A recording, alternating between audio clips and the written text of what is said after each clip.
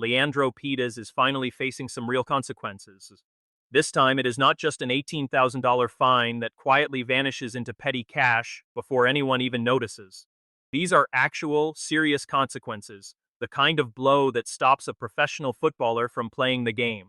And after everything that has gone down over the last few days, those looming consequences have become far more serious than anyone first expected. Because Leandro Paredes did not just grab another player by the throat during a tense World Cup final. He did not just kick a ball directly into the Dutch bench back in 2022. And he did not just boast online about the greatest Argentina team in history while already under active investigation. He actually did something else this week, while that official investigation was still ongoing. Even though those suspensions had already been confirmed, his move was so perfectly timed. It was so unbelievably on brand and so completely Leandro Paredes that it might turn a serious punishment into a historic, career-defining ban. And somehow this entire story keeps getting crazier with every new detail. Let us start with where things stand right now, because those initial charges, even before this week, are much more severe than people think. FIFA has officially charged Leandro Paredes with 4 separate disciplinary offenses, including 3 distinct counts of assault under Article 14 of the FIFA Disciplinary Code, plus 1 extra charge of unsporting behavior. The prosecutor from FIFA listed each incident individually. First up is the assault charge for grabbing Eric Garcia by the neck, a chokehold confirmed by the prosecutor. This was no simple shove or push. He put a chokehold on a 24-year-old player trying to separate everyone. Then, the second charge, dragging Gavi to the ground by his collar, wrestling a 21-year-old down to the pitch right in front of billions of people watching around the world.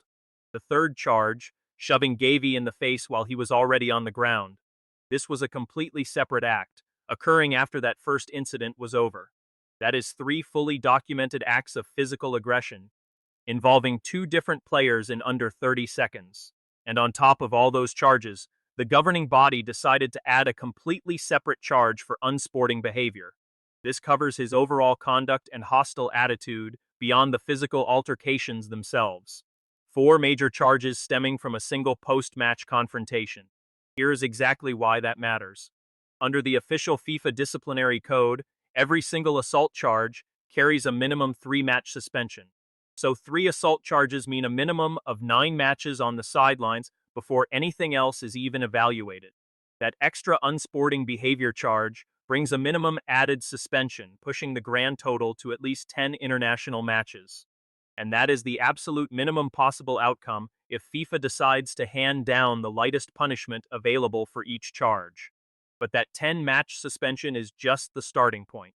It is the baseline before governing bodies look at past behavior, before they revisit 2022, and before they look at this week with Boca Juniors. 10 matches is where this case actually begins, not where it ends. FIFA has already confirmed they are looking far beyond the events in New Jersey. They are actively examining repeated patterns of aggressive behavior involving every single player currently under investigation. That means disciplinary prosecutors are closely reviewing footage from this summer tournament and prior competitions as well. Ever since July 19th, social media has been completely flooded with older video clips showing Leandro Paredes repeatedly targeting opponents around the neck area. These are multiple incidents across several major competitions, stretching back over the last few years. Fans all over the world are digging up these clips, sharing them online, and comparing them to the New Jersey incident. The neck grabs and choke holds no longer look like a simple emotional reaction. It is starting to look like a deeply ingrained habit. And every single one of those damning clips is circulating online right as FIFA prosecutors are trying to decide if this is a chronic pattern of behavior or just an isolated mistake. FIFA confirmed they are looking into a pattern of behavior, and football fans have basically handed them a massive archive of evidence. An archive that grew even larger this week when Paredes stepped onto the pitch to play for Boca Juniors. And this is where the story takes a very wild turn. Boca Juniors versus News Old Boys in the Argentine Premier Division. This was only his second competitive match since the World Cup final.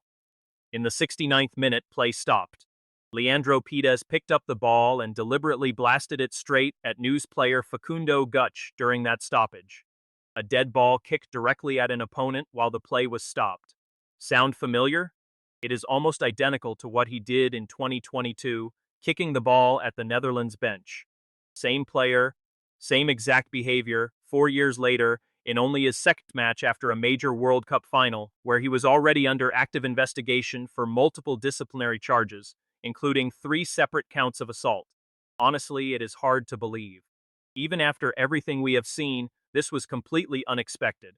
While already facing an active FIFA investigation, he pulled off another stunt almost identical to one from his past. The referee only showed him a yellow card. But that is not the important part. What really matters is this. FIFA prosecutors are currently reviewing video evidence to determine if Leandro Paredes has a consistent behavioral pattern, whether these are repeated actions, rather than just isolated moments. And just this week, while they were doing exactly that, Paredes handed those prosecutors another fresh clip to examine. BN Sports reported that sources close to the investigation believe Paredes could receive one of the absolute toughest individual punishments to come out of this entire tournament. That strongly suggests the minimum suspension is no longer considered the likely outcome here. But this massive investigation is no longer only about Paredes. Just this week, FIFA also revealed the full massive scope of its investigation into the Argentine Football Association, and it is far larger than many people first reported. Beyond the individual disciplinary cases involving players like Paredes, Molina, and assistant coach Ayala, FIFA has now opened formal proceedings against the AFA itself for serious breaches committed across multiple matches during this tournament. Not only the final. The allegations include highly discriminatory chants and gestures, delayed kickoffs, complete failures to follow match and security protocols, and inappropriate messages displayed by players and supporters, and objects thrown by spectators. That extensive investigation covers the racist chanting, the controversial Falklands banner, and the I Show Speed racism incident, beer bottles thrown aggressively toward Cape Verde supporters, the Israeli flag waved directly toward Egypt's coaching staff, and several other ugly incidents throughout the tournament. FIFA is no longer investigating just one single chaotic night in New Jersey. They are actively investigating what they believe may have been a tournament-long pattern involving both the national team and large sections of its supporters. If found guilty, the AFA could face significant financial penalties and potentially severe restrictions that affect future hosting opportunities. That is especially important considering Argentina is expected to co-host the 2030 World Cup. In the past, incidents like these might have easily ended with another small fine and everyone quickly moving on, but this time feels very different. FIFA is facing far more pressure than it has in years.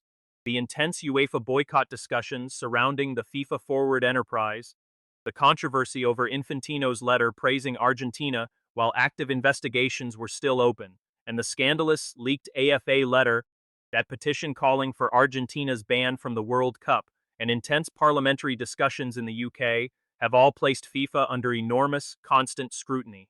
Right now, Infantino is defending FIFA's credibility on several fronts at the same time. And because of that, this massive Argentina disciplinary investigation has become completely impossible to handle quietly.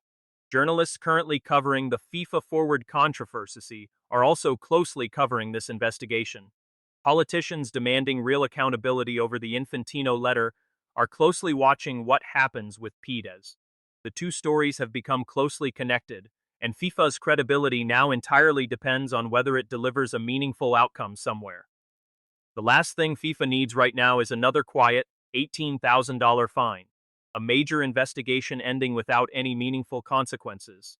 Another Argentina player walking away completely clean while the entire football world watches. And then Paredes kicked another dead ball directly at an opponent during a stoppage, all while under active investigation.